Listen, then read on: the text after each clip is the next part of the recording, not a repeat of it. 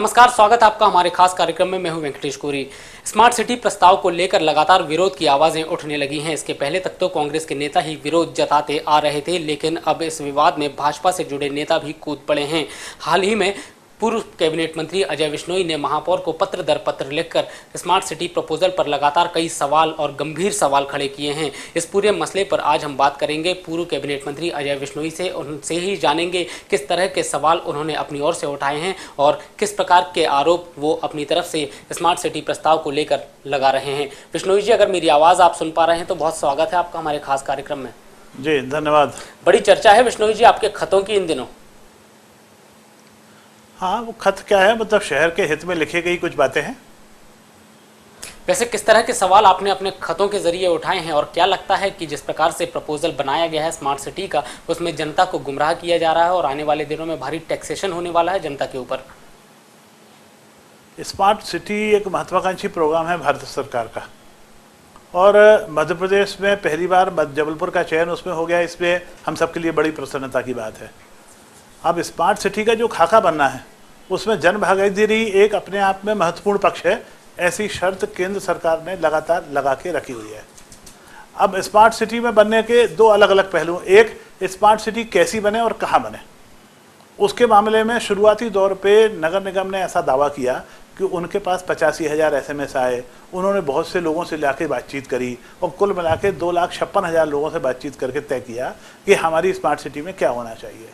जो SMS मैंने देखे हैं और जिस तरीके के डाटा उनके पास इकट्ठे हैं उसमें यही है, जनता से चलते फिरते पूछा, किसी ने कह दिया कि सड़क पे डिवाइडर बना दो, किसी ने कहा कि आप एयरपोर्ट बना दो, किसी ने कहा पेड़ लगा दो, किसी ने कहा नल के जल की शुद्धि कर दो, किसी ने कहा कि बस स्टैंड बना दो, किसी ने कहा सब्जी मंडी हटा दो। ऐसे ही मतलब एक एक लाइन के प्रस्ताव उसमें आए।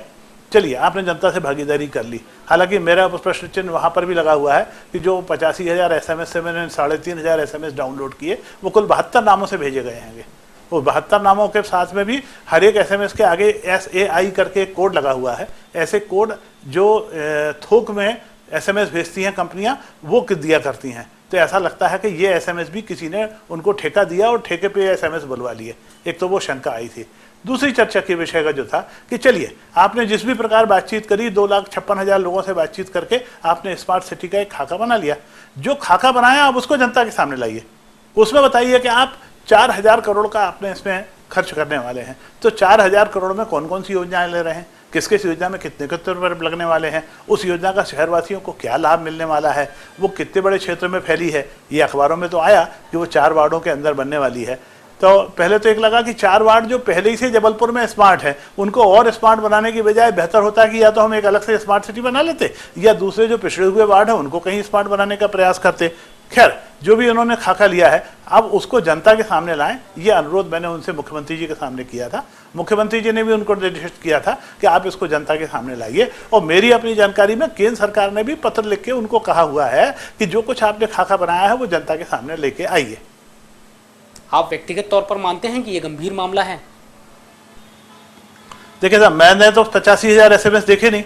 मैंने तो जैसे नमूने के लिए चावल देखा जाता है हांडी का, मैंने 3,500 SMS डाउनलोड करके देख लिए। वो 3,500 में जो मेरे को सच नज़र में आया वो मैंने आपको बता दिया। आपके 2 पत्रों के जो जवाब मिले हैं, आपको क्या लगता है कि इसके जरिए महापौर ने जो हिडन एजेंडे के तहत इसके आपके कहने के अनुसार जिस प्रकार से जो है पर्दादारी की जा रही थी, वो सच्चाई सामने लाने की पहल उनके द्वारा की गई है? आपके 2 पत्रों के जवाबों के माध्यम से हम ये कह सकते हैं?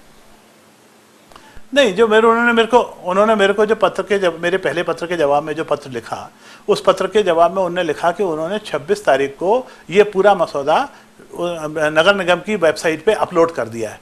मतलब वो पब्लिक डोमेन में पहली बार उसको लेके आए मेरे पत्र लिखने के बाद।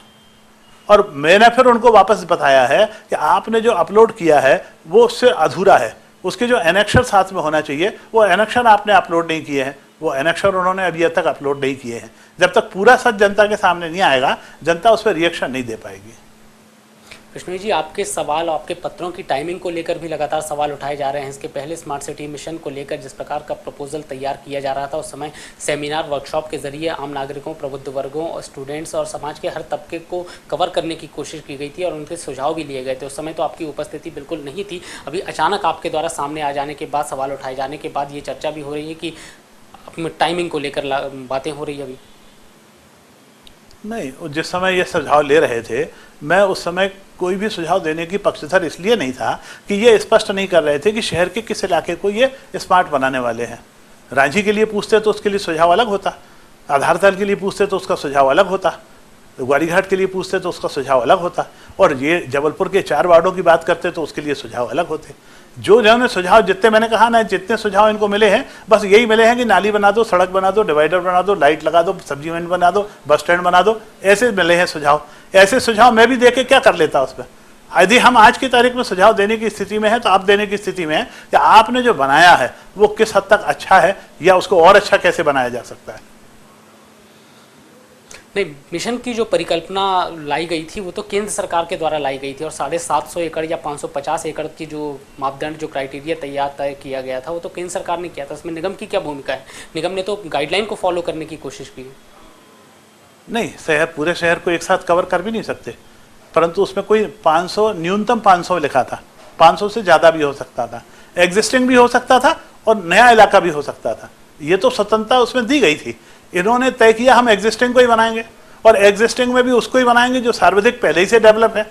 ये उनकी अपनी सोच है। हो सकता है किसी विशेष सोच के तहत उन्होंने इस पर किया हो, पर उस पर जनता के सामने आके चर्चा कर लें तो मेरे पास जो भ्रांति है वो दूर हो जाएगी।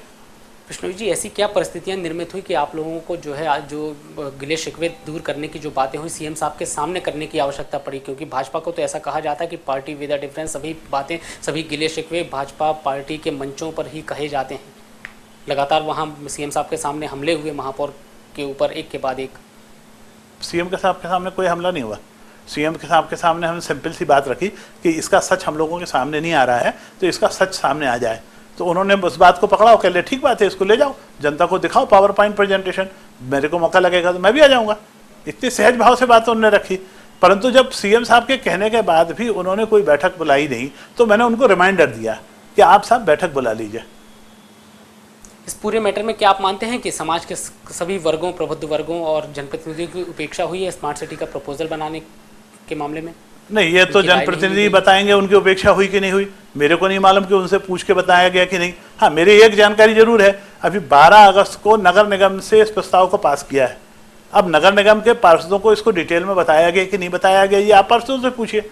मैं नहीं कह सकता कि उनकी उपेक्षा हुई है या उनको बता के पास कराया गया, मेरी जानकारी में नहीं है।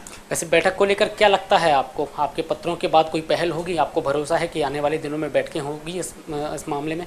नहीं, महापौर जी समझदार हैं, पढ़ी लिखी हैं, और उनको बात समझ में आएगी तो निश्चित रूप से वो बैठक बुलाएंगी और जल्दी बुलाएंगी। इन्वेस्टमेंट को लेकर भी आप लगातार सवाल उठा रहे हैं और आशंका भी जता रहे हैं। क्या आपको लगता है कि वर्तमान में जिस तरह से काम किया जा रहा है, जिस तरह के काम शुरू हुए हैं स्मार्ट सिटी मिशन के तहत, आपको क्या लगता है कि नगर निगम को इस मामले में सफलता मिलेगी?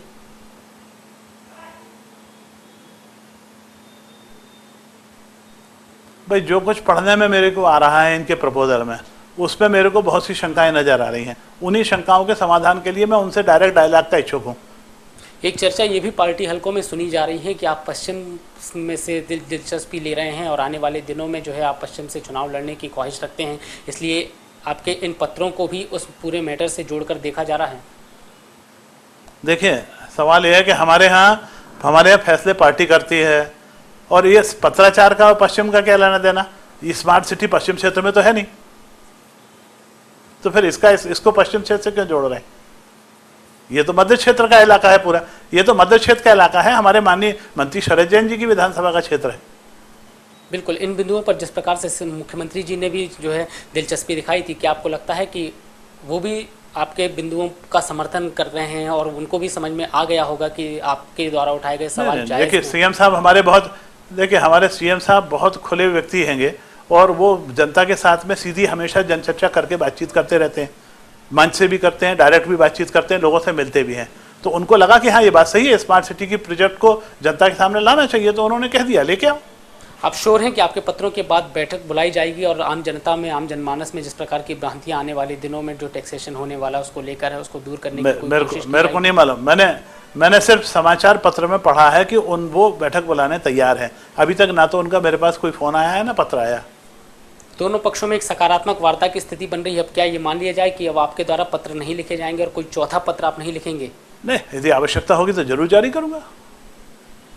Vishnu ji, smart city mission से जुड़े हुए जिस प्रकार के सवाल आपने उठाए हैं, उस पूरे मैटर पे हम हमारे साथ आपने अपने विचार साझा किए, इसके लिए बहुत बहुत धन्यवाद। थैंक यू, नमस्कार बंधु।